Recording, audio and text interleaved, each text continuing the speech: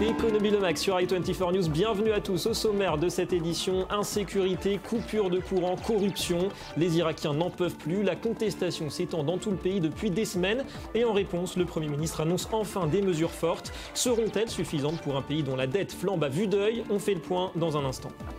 Où en est l'Ukraine? Plus d'un an de conflit et une récession à la clé, 7% en 2014. Kiev lutte pour éviter le défaut de paiement. Alors comment relancer cette économie fragile? Le pays, vous le verrez, mise sur ses terres agricoles, son blé, son orge, son maïs, inondé il y a peu encore les marchés du monde entier. Est-ce encore possible aujourd'hui? Élément de réponse tout à l'heure. Et avant cela, nous ferons le point sur l'économie chinoise. Faut-il s'inquiéter du sérieux ralentissement de la croissance qui se profile? Quel impact aura-t-il sur l'ensemble de l'économie mondiale? On en parle dans un instant avec l'économiste Laurent Hatchouel. Voilà pour les titres, merci d'être avec nous. Avant tout cela, un point rapide sur l'actu éco à travers le monde et la Grèce d'abord qui ressurgit à la une. On s'attend dans les prochaines heures à un accord sur un troisième plan d'aide. Des sources à la fois côté grec et côté européen indiquent que les discussions pourraient aboutir au plus tard demain. Il s'agit, on le rappelle, de débloquer un montant de 82 milliards d'euros en faveur d'Athènes en échange d'une nouvelle série de mesures d'austérité budgétaire. Le dernier délai pour un compromis est fixé au 20 août, date à laquelle la Grèce doit rembourser 3,4 milliards d'euros à la BCE. L'optimisme, en tout cas autour des négociations, semblait soutenir ce lundi les marchés européens. Nous n'avons pas seulement les patients grecs à qui penser. Nous avons aussi les crises en Syrie ou encore en Ukraine qui ne sont pas encore terminées. Mais la Grèce est un sujet qui nous occupe chaque jour. Et c'est sans doute cette semaine que sera décidé si elle recevra une aide supplémentaire de l'Europe. C'est la raison pour laquelle le marché suit de très près les développements en Grèce. Tout accord sur la Grèce devra ensuite être validé par les autres pays membres de la zone euro. L'actualité en France, avec d'abord les prévisions de croissance de la Banque de France, plus 0,3% pour le PIB français au troisième trimestre. Il s'agit d'une première estimation fondée sur l'enquête de conjoncture de juillet. Un pronostic en phase avec celui de l'INSEE qui tablait dès le mois de juin sur une hausse de 0,4%. On connaîtra vendredi le chiffre officiel pour le deuxième trimestre, plus 0,2% attendu là encore par la Banque de France. Sachez par ailleurs que le ministre français du Travail, François Rebsamen, prévoit de remettre sa démission du gouvernement le 19 août à l'issue du prochain Conseil des ministres. Démission pour redevenir maire de Dijon. En 16 mois de fonction, 200 000 chômeurs supplémentaires ont été comptabilisés par Pôle emploi. Le ministre dit malgré tout partir avec le sentiment d'avoir bien fait son travail. Cap sur l'Asie, le Japon veut refermer la page Fukushima, ce terrible accident nucléaire il y a 4 ans, qui a poussé les autorités à mettre à l'arrêt les 54 réacteurs du pays. Depuis, ce sont les centrales thermiques qui assurent la production d'électricité, au prix bien sûr d'une explosion de la facture énergétique, les hydrocarbures étant importés. Mais les choses vont changer avec le redémarrage prévu demain d'un réacteur de la centrale de Sendai qui fera économiser à lui seul 60 millions de dollars par mois en énergie fossile. Nous croyons qu'il est important pour notre stratégie énergétique que les centrales nucléaires qui ont été jugées sûres soient remises en service. Et puis en Israël, on retiendra ce nouveau record pour le marché de l'immobilier, 16 100 logements vendus pour le seul mois de juin. C'est 15% de plus que le record précédent, datant de décembre 2013, plus 42% aussi par rapport aux transactions du mois de mai. L'immobilier reste bien le roi de l'investissement puisque 40% du total des ventes étaient à vocation de placement. Et gros plan, comme promis, sur la Chine. Et il faut le dire, on commence à se poser des questions sur l'état de santé de la deuxième économie mondiale. Croissance, inflation, production, de nombreux indicateurs sont moroses. On en parle avec Laurent Hatchouel. Bonjour. Bonjour, Vous David. êtes analyste économique. Alors d'abord, si on regarde un petit peu l'évolution sur les 2 dernières années, on s'aperçoit que la croissance est quand même en nette phase d'atterrissage. La croissance est en nette phase d'atterrissage. On parle de 7% pour cette année. Certains économistes ont révisé, disent que la vraie croissance est entre 2 et 3%. Un petit rappel, la Chine est une grande puissance, c'est le deuxième pays le plus riche au monde. C'est 17% du PIB mondial, 15% du commerce mondial. Donc vous ne croyez pas vraiment aux chiffres officiels qui tablent toujours sur 7% à peu près de croissance Patrick Artus, le chef en économiste de Natixis, a sorti une étude liée sur la consommation d'électricité, basée sur la consommation d'électricité et sur plusieurs indicateurs. Et lui, il pense que la croissance est plus basse que les chiffres officiels annoncés par le gouvernement chinois. Et qu'est-ce qui fait que c'est aujourd'hui que ça ralentit, depuis 2-3 ans? C'est quoi les facteurs principaux qui expliquent? Alors en fait, ça fait un moment qu'on aurait pu prévoir ce ralentissement. La Chine a une politique de hausse des salaires, 15% de hausse des salaires entre 2000 et 2013. À partir de là, il y a eu une baisse de la compétitivité et la baisse de la croissance chinoise s'explique notamment par ça. Alors c'est un petit peu une normalisation, hein. Ça fait 25 ans qu'il y a une croissance folle. Donc on a dit en phase d'atterrissage. Est-ce que tout va dépendre maintenant de la manière dont cette économie va atterrir? Si c'est brutal, ce sera une crise peut-être mondiale. Si c'est contrôlé, à ce moment-là, il y aura peut-être d'autres pays dans la région, Asie du Sud-Est, qui prendront le relais de la croissance. Exactement, David. Comme vous l'avez rappelé déjà, ces 25 dernières années, la Chine a connu près de 7% de croissance par an, ce qui est énorme. On attend un atterrissage. Est-ce qu'il sera en douceur ou pas en douceur? Les économies sont très très divisées là-dessus. La Chine, la Banque centrale chinoise a énormément de réserves. Ils ont annoncé cette nuit un plan de relance de l'économie qui a fait monter la bourse de 5% à Shanghai. 150 milliards d'euros pour 150 milliards d'euros. Il y a des réserves, ils vont tout mettre sur la table. Cependant, quel est le vrai moteur de croissance de la Chine? Il faut que la Chine sorte d'être un pays émergent et devienne une économie un peu occidentale. Vous pensez que c'est ça, c'est la transition vers un modèle de croissance peut-être plus tourné, on le dit toujours, vers la consommation interne, c'est ça qui manque encore à ce pays? Comme j'ai dit, le gouvernement chinois a augmenté les salaires de près de 15% par an entre 2000 et 2013. Les Chinois n'ont pas consommé ou peu consommé et ont beaucoup épargné. Le gouvernement essaie de relancer la dynamique avec l'immobilier. L'immobilier a beaucoup monté.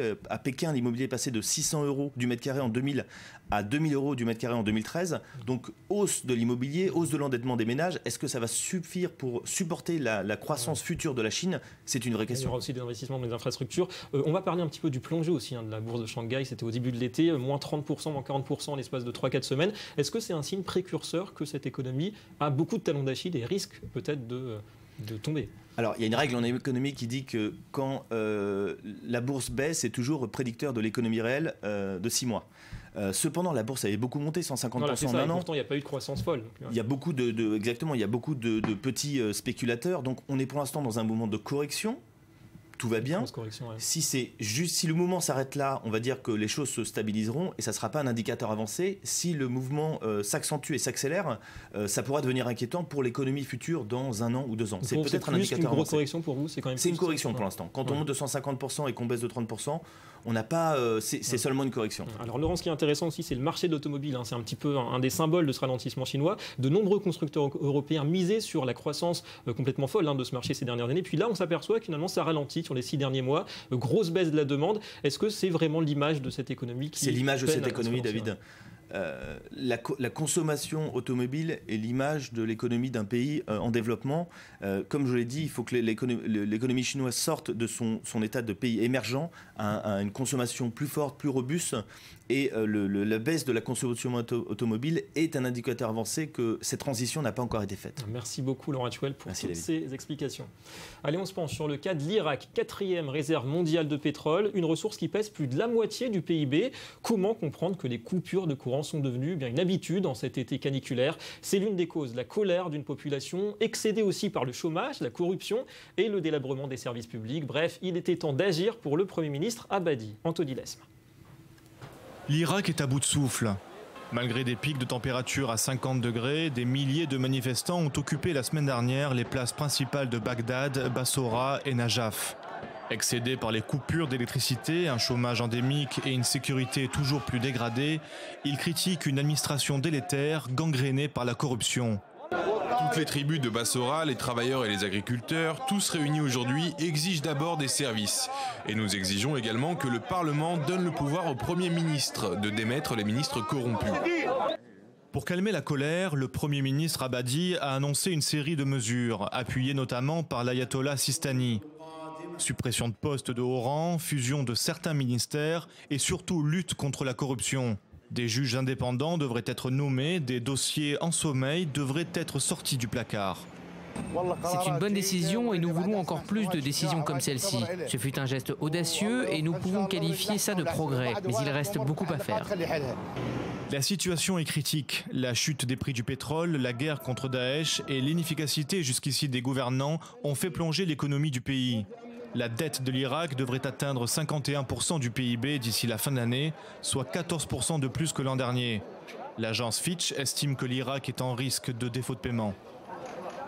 La chute des cours de l'or noir qui a laissé des traces au Moyen-Orient. On va quitter cette région pour le nord et l'Ukraine, toujours en proie au combat. L'économie accuse le coup après plus d'un an de conflit, moins 6,8% pour le PIB en 2014. Parmi les solutions dont dispose Kiev, eh bien, un vrai atout, c'est terres arables. Elle en abrite 22% du total de l'Europe et portée par des récoltes records de l'an dernier, eh bien, le pays espère redevenir le grenier à céréales de la planète qu'il fut jadis. Johanna Citruc. C'était le 6 avril 2014. Plusieurs bâtiments officiels dans l'est de l'Ukraine, attaqués par des militants pro-russes. Aujourd'hui, les séparatistes contrôlent toujours Donbass, une région qui ne représente que 4% de la surface du pays, mais qui contribuait pour près d'un quart de ses richesses. En 2014, le PIB a dégringolé de près de 7%. Mais pour rebondir, l'Ukraine a peut-être trouvé la solution. Miser sur la fertilité des terres qui lui restent. Nous avons désormais terminé l'audit avec la Commission européenne, ce qui va permettre au marché européen d'exporter des graines produites en Ukraine. Nous avons le climat idéal, des terres très fertiles, et nous pouvons aussi cultiver des graines sans OGM. L'année dernière, la récolte de céréales a atteint un niveau record, 63 millions de tonnes. Du maïs, du blé, mais aussi de l'orge. Plus de la moitié a été exportée, notamment en Asie et en Europe. Le chiffre d'affaires issu du commerce avec l'Union européenne a augmenté. Le total des exportations est de presque 5 milliards de dollars à l'heure actuelle et nos récoltes agricoles, depuis le début de l'année, ont augmenté de plus de 6%. Pour le ministre, la production de céréales pourrait atteindre 100 millions de tonnes par an d'ici 2020. Mais à l'échelle des agriculteurs, la situation est parfois plus délicate, notamment à cause de la chute de la monnaie, qui a rendu les produits importés beaucoup plus chers.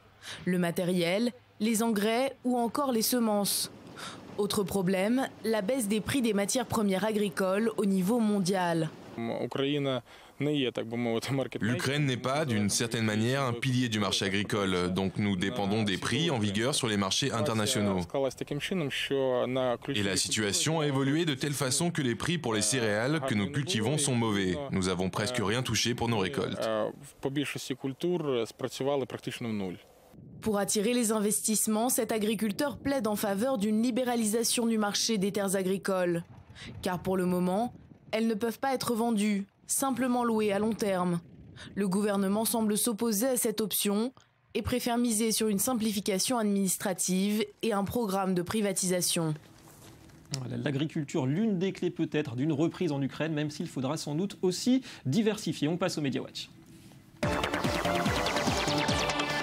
Et à la une de la revue de presse, le milliardaire américain Warren Buffett. Bonjour Johanna Citruc. Bonjour David. 30 milliards de dollars pour une acquisition record peut-être. Oui, c'est une information du Wall Street Journal via sa société Berkshire Hathaway. Le milliardaire américain s'apprêterait à racheter Precision Castparts. Il s'agit d'une entreprise basée à Portland, donc aux États-Unis, et spécialisée dans les pièces détachées, notamment dans le domaine de l'aéronautique. L'aéronautique qui est un secteur en forte croissance et en pleine consolidation grâce au carnet de commandes des deux géants Airbus et Boeing. Pour le moment, Warren Buffett ne possède que 3% des actions, mais s'il rachète effectivement tout le capital de l'équipementier, ça pourrait lui coûter environ 30 milliards de dollars et donc devenir sa plus grosse acquisition jamais conclue. Selon le Wall Street Journal, l'officialisation est prévue cette semaine. L'aéronautique qui ne connaît pas la crise. Alors on reste, Johanna, aux États-Unis, on parle de Facebook, le réseau social numéro 1 qui pourrait être utilisé par les banques, en tout cas pour obtenir ou non un crédit. C'est bien ça. La semaine dernière, en fait, le groupe a déposé un brevet. Il s'agit d'une nouvelle méthode d'authentification qui se base sur les contacts Facebook. Cette technique permettra de limiter les spams, mais aussi d'améliorer les résultats des recherches sur le réseau social. Le problème, c'est qu'elle pourra aussi être utilisée par des tiers, des entreprises, notamment des banques qui vont donc pouvoir scruter le réseau de leurs clients pour en déduire leur solvabilité. Autrement dit, si vos amis Facebook sont mauvais payeurs, les établissements pourraient supposer que vous l'êtes aussi et donc refuser de vous accorder un prêt. Maintenant, reste à savoir si cette partie du brevet sera réellement appliquée par Facebook. Les usages multiples et variés de Facebook. Et pour terminer en direction de la France, Johanna, le vin le plus cher du monde nous vient de Bourgogne. Oui, effectivement, à partir des prix de près de 55 000 cavistes, négociants et producteurs, le site internet Wine Searcher a établi un classement classement des 50 vins les plus chers du monde. Et c'est donc un vin d'Henri Jaillet qui arrive en tête pour 14 254 € la bouteille de 75 centilitres. Ça fait un petit peu plus de 15 000 $. En deuxième et en troisième position, on a encore deux autres Bourgogne. Ils ont d'ailleurs raflé 40 places sur 50 dans le classement. Le premier, Bordeaux, lui arrive en 18e position. Et en ce qui concerne les étrangers, eh bien, on note la présence de 4 vins allemands et un seul vin californien. En tout cas, un joli cocorico pour l'industrie viticole française. Merci beaucoup, Johanna. Représentée, oui. Voilà, merci, à demain. Voilà la fin de cette édition. Merci à vous d'avoir été avec nous. Économie Le Mag revient demain sur i24 News. La Russie, notamment, au programme. Et l'info continue. Restez avec nous.